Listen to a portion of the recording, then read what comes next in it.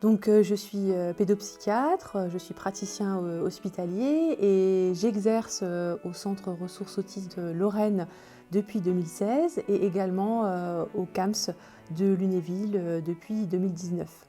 Donc mes fonctions actuellement sont essentiellement la réalisation de bilans diagnostiques au sein du CRA auprès de personnes présentant une suspicion de troubles autistiques, donc aussi bien enfants, adolescents ou adultes. Je réalise également des bilans à visée diagnostique puisque je fais partie de ce qu'on appelle la plateforme troubles autistiques 0-6 ans. Nous travaillons également, et ça c'est un volet important de la partie du CRA, avec les associations de famille.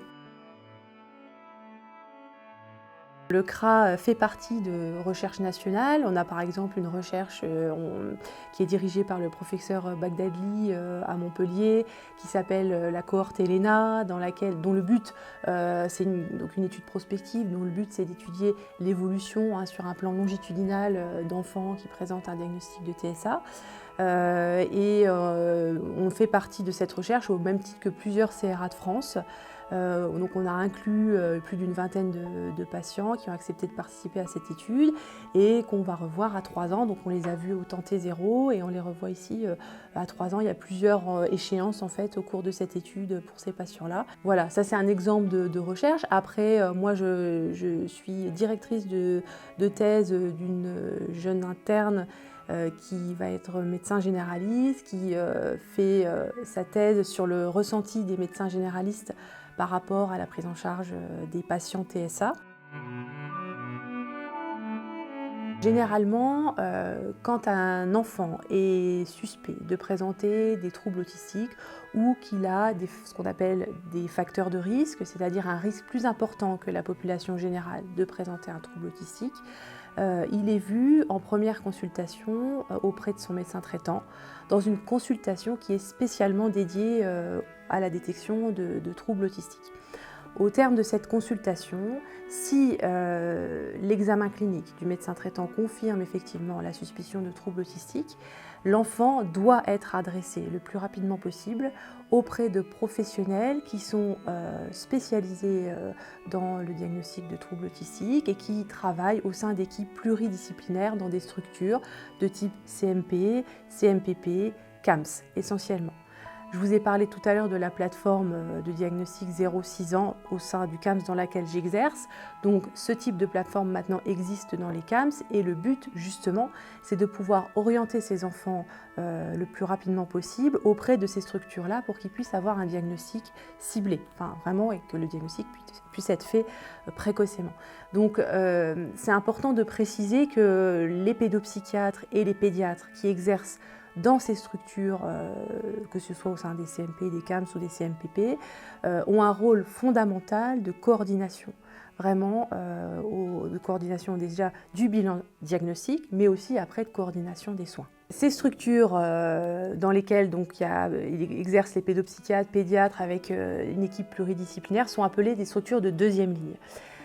Si le diagnostic est d'emblée considéré comme complexe, c'est-à-dire s'il existe des critères cliniques de complexité qui sont définis par la Haute Autorité de Santé, la HAS, dans ce cas-là, on peut orienter d'emblée l'enfant plutôt vers une structure de ce qu'on appellera de troisième ligne, c'est-à-dire un CRA. Donc ce que cela signifie que le CRA n'intervient pas en première intention, mais va intervenir après une première évaluation déjà par un médecin généraliste, puis ensuite par une structure de deuxième ligne, comme j'ai cité, donc CMP, CAMS et CMPP, qui va déjà donc établir une première évaluation, un premier bilan. Et en cas, comme je vous l'expliquais, de critères de complexité, dans ces cas-là, l'enfant ou l'adolescent est adressé au CRA. Alors ça, c'est une question fondamentale parce que en 2017, il y a un rapport de la Cour des comptes qui a mis en évidence un délai trop important entre les premières inquiétudes, le diagnostic et la mise en place d'interventions ciblées par rapport au TSA. Et donc, au jour d'aujourd'hui, en moyenne, l'âge du diagnostic est aux environs de 4 ans. Alors que généralement déjà dans un premier temps, les parents repèrent des premiers signes et ont leurs premières inquiétudes aux alentours de 17 mois. Et les recherches tendent vraiment, maintenant c'est confirmé, à montrer que le diagnostic peut être posé dès l'âge de 24 mois, voire même dès la fin de la première année, en fait, ce qui corrobore vraiment cette estimation des premières inquiétudes des parents à partir de l'âge de 17-18 mois. Les signes plus spécifiques de TSA vont apparaître au cours de la deuxième année. Après, là également, à travers les différentes recherches, les revues de littérature, on voit bien que dans certains cas, des premiers symptômes peuvent apparaître relativement tôt, c'est-à-dire au cours de la première année de vie. Alors je peux donner des exemples. Ça va être des parents qui vont dire que leur enfant ne sourit pas, fuit le regard, un enfant qui va passer par exemple des heures dans son lit sans interpeller, qui ne va pas gazouiller, qui ne va pas babiller, qui va se raidir quand on va vouloir le porter. Donc ça, ce sont des premiers indicateurs, comme j'expliquais, des premiers signes d'alerte qui ne sont pas spécifiques du TSA, mais qui doivent inquiéter. Après, c'est vrai qu'au cours de la deuxième année de vie, on va avoir des symptômes un peu plus spécifiques, avec des difficultés sur le plan social, un enfant qui va être beaucoup dans son monde, en retrait, sur le plan de la relation à l'autre, qui ne va pas forcément être curieux ou s'intéresser aux autres. Donc là, ça, c'est quand même des signes d'alerte importants, en faveur plus, là, pour le coup, du TSA. Après, on a des symptômes qui vont toucher plus le versant communication. Donc, comme j'expliquais, pas de gazouillis, pas de babillage, ou alors une mise en route tardive du langage. Donc ça, c'est un peu plus tard, parce que les premiers mots, normalement, c'est vers 16-17 mois. Donc c'est vraiment après, à partir de 24 mois, s'il n'y a pas de langage, il faut s'inquiéter. Mais ça, c'est un peu moins spécifique, comme j'expliquais.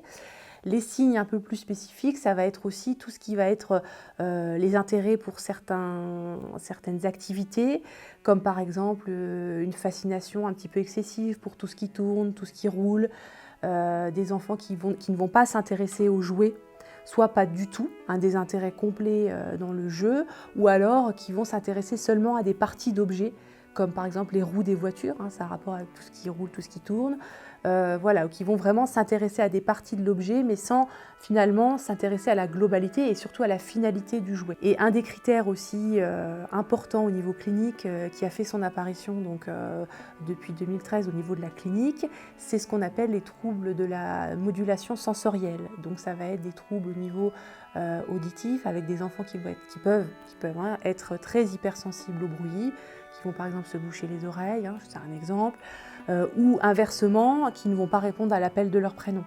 Donc on aura le sentiment qu'ils sont sourds, d'ailleurs c'est quelque chose qui peut revenir souvent, oui, les parents nous disent, on a l'impression que notre enfant est sourd, et en même temps certains bruits ils vont être très sensibles et gênés, et mettre les mains sur les oreilles par rapport à certains bruits. Donc comme ça, une espèce comment on appelle ça, parfois une hyposensibilité et une hypersensibilité au bruit. Comme je vous l'ai expliqué, c'est tout un faisceau d'éléments cliniques qui vont nous orienter vers ce diagnostic. Donc tout ça pour dire effectivement que la démarche principale pour faire le diagnostic, elle est d'abord clinique. C'est-à-dire qu'on peut faire un diagnostic sur la clinique. Donc, c'est-à-dire qu'on va recevoir les parents, on va faire un interrogatoire avec les parents qui vont nous raconter un petit peu l'histoire de l'enfant, le vécu et puis les éléments qui les inquiètent. Et puis, on va observer l'enfant, le mettre en situation de jeu, de communication et on peut très bien, au terme d'une évaluation avec parfois plusieurs entretiens, éventuellement poser le diagnostic uniquement sur la clinique de l'enfant. Parce qu'on aura eu les éléments des parents, on aura observé l'enfant et cela peut être suffisant. Après, il faut savoir qu'il existe des outils qu'on utilise aussi bien sur la plateforme TSA au CAMS qu'en CMP ou bien au CRA. Donc il existe principalement deux outils à visée diagnostique qui sont l'ADI, qui est un questionnaire qui se déroule avec les parents, qui dure quand même à peu près 2 heures et au cours duquel on va poser une centaine de questions pour reprendre l'ensemble de la clinique de l'enfant, mais de manière très précise et très détaillée. Donc il y a ce premier test qui s'appelle l'ADI et il y a une deuxième évaluation qui s'appelle l'évaluation ADOS, qui est une évaluation cette fois-ci clinique de l'enfant. Donc aussi bien l'ADI se déroule avec les parents pour reprendre vraiment la clinique avec les parents, que la dose se déroule avec l'enfant et il s'agit vraiment d'une observation standardisée directe de l'enfant, dans lequel on va proposer des jeux, des tests pour justement évaluer la clinique de l'enfant directement, si je puis dire. C'est une évaluation qui est filmée, donc qui permet au professionnel qui l'a fait passer de pouvoir revisionner l'observation même à distance, parce que parfois, c'est vrai, quand on est avec l'enfant, on ne peut pas tout voir. Donc là, c'est vrai que ça permet de revisionner et puis de pouvoir revoir certaines choses qui auraient pu passer inaperçues. Et puis après, c'est un peu plus technique, mais on a des items, on va établir des scores en fonction de si l'enfant réussit pas, de ce qu'il fait, de ce qu'il ne fait pas. Et après, on a un score global, et en fonction du score, il y a des grilles de positivité ou pas. Donc après, ça c'est plus technique, mais voilà, ça c'est principalement les 2 outils diagnostiques qu'on utilise et qui ont été validés aussi sur le plan national. Généralement, quand on fait un bilan à visée diagnostique, que ce soit au CAMS au sein de la plateforme, ou même en CMP ou au CRA, on émet toujours des préconisations, ce qu'on appelle des orientations éducatives et thérapeutiques. Donc généralement, pour la prise en charge, ça va bien évidemment dépendre du profil de chaque patient TSA, de ses compétences, c'est ce que j'expliquais tout à l'heure, donc de ses compétences, de ses difficultés, on va pouvoir axer la prise en charge en fonction de ça. Généralement, il faut quand même savoir que la prise en charge, elle est alors le plus souvent, je parle surtout pour les enfants et les adolescents, elle est le plus souvent pluridisciplinaire. Donc, surtout pour les enfants et les adolescents, elle va s'effectuer au sein de structures de type CMP ou CMPP, à l'aide par exemple d'ateliers, de groupes. On va travailler ce qu'on appelle les habiletés sociales, donc ça permet de travailler la communication, la relation à l'autre. Et il peut y avoir aussi d'autres types de prise en charge plus individuelles dans les CMP, j'entends.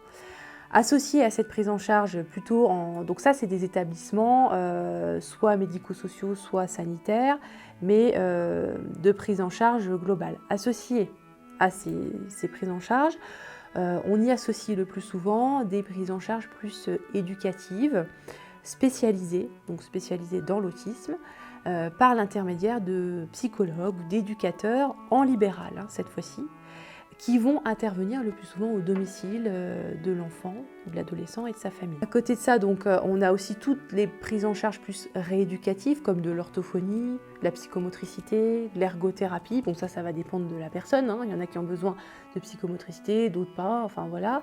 Et ça également, ce sont plutôt des prises en charge qui s'effectuent en libéral. Alors, ça dépend parce que souvent au sein des CAMS, il y a quand même orthophonistes et psychomotriciennes. Ou psychomotricien. Donc ça peut s'effectuer par exemple en CAMS. Dans les CMP, il n'y a pas toujours orthophoniste. Et psychomotricienne ou psychomotricien, il y en a, mais bon voilà, il y en a aussi en libéral. Donc ça va dépendre de la structure dans laquelle l'enfant est pris en charge. Ça peut aussi bien se faire dans la structure en globalité qu'en libéral. Au sein du CRA, je dirais, alors on est 2 médecins à réaliser des évaluations, et donc je dirais qu'on est à peu près à 6 patients par semaine et une centaine par an, à savoir qu'on n'est pas à temps complet, c'est des temps partiels. Après, par rapport à l'évolution, alors nous déjà ce qu'on constate au sein du CRA, c'est qu'on a beaucoup de demandes d'évaluation diagnostique pour des adultes le plus souvent sans déficience. Donc ça, on en a énormément. Le fait qu'il y ait une sensibilisation sur les TSA de ces 10 dernières années, voire même un peu plus, fait qu'on les repère beaucoup mieux. On a pris conscience quand même au niveau gouvernemental qu'il y avait vraiment un souci, comme j'ai expliqué tout à l'heure, dans le retard au diagnostic, dans le délai du diagnostic précoce. Là, le rapport de la Cour des comptes, comme j'ai expliqué, il date de 2017, donc c'est pas si vieux, qui dit encore aujourd'hui qu'il y a encore un délai trop important pour le diagnostic. Et on est en moyenne à 4 ans, alors que normalement, ça devrait, à partir de 2 ans, le diagnostic pourrait être fait. Donc il y a encore du travail à faire, mais on va dire qu'on avance vers le positif. Aujourd'hui, on sait que plus un enfant va être pris en charge précocement, plus il a de chances d'évoluer favorablement. Alors, on ne guérit jamais de l'autisme, hein, il n'y a pas de traitement au jour d'aujourd'hui pour l'autisme, on le sait, mais par contre, on peut mettre en place des interventions ciblées très précoces pour vraiment améliorer le vécu, le quotidien de l'enfant et puis faire diminuer les troubles. Alors, c'est moi, si j'avais qu'une seule chose à dire, c'est pour les parents, mais aussi pour les professionnels, c'est vraiment en cas d'alerte, d'inquiétude parentale, de signes d'alerte repérés par les parents, de vraiment en prendre compte, de les écouter et d'orienter vraiment au moindre doute ces enfants-là, de les surveiller déjà de façon plus rapprochée et de les orienter au moindre doute vers des professionnels spécialisés.